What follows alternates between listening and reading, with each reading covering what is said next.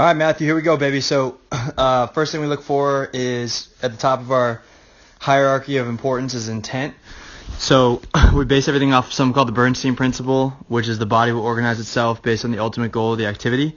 So meaning if your goal is to just hit the spot, your body's going to organize itself in a less athletic and aggressive way versus if your goal is I'm going to throw the living shit out of this thing and break that spot, that's obviously your body's going to become naturally aggressive, athletic, to a higher degree without changing any quote-unquote mechanics. So we're looking for athleticism, so fluidity, freedom, and then aggressiveness. So when I say aggressiveness, I mean when you come down to stride foot contact, so right here, from here into launch, how aggressive are you? 10 is Araldus Chapman, 1 is, your girlfriend's little sister.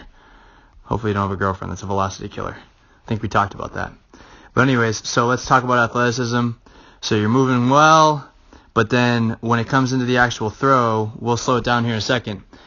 Athletically, you're probably a 6 or a 7 in terms of just overall athleticism. But in the throw, this one specifically, I would give you a 4 or 5.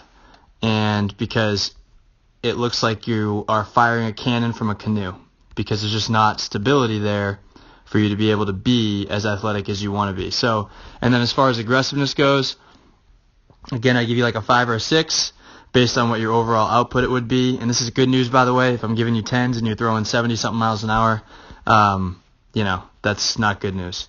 So look at this as an opportunity for a lot of improvement. So a couple of checkpoints. Let's look here.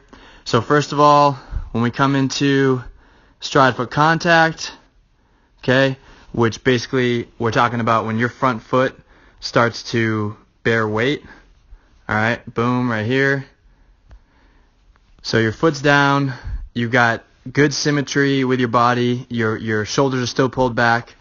So you've got a little bit hip-shoulder separation going.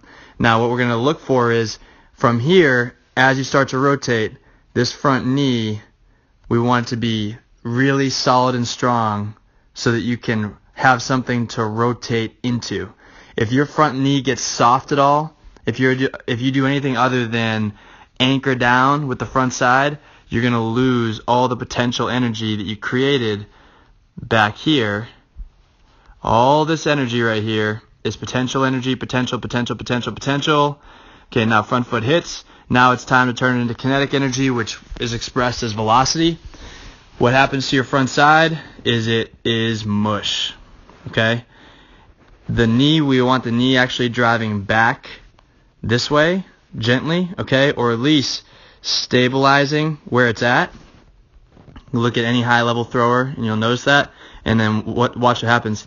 Your knee comes out over your toe, and then your body just goes into this drift movement, which is swallowing velocity from you. Swallowing. So a multitude of ways we work on that.